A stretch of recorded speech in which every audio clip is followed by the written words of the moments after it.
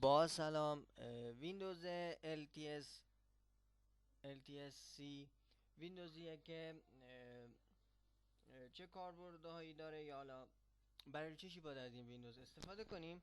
میگیم حذف نرم افزارهای پیش‌فرض، حذف کردن نرم افزارهای پیش‌فرض، عدم دریافت آپدیت های غیر ضروری با حجم بالا، حذف مایکروسافت استور و حذف چیزی کورتانا، حذف مایکرو آفیس 365، حالا حذف پشتیبان های محصولات مثلا سری سار فیس، نصب حذف بین سازی های ویندوز دیفندر، حذف ویندوز آپدیت ها.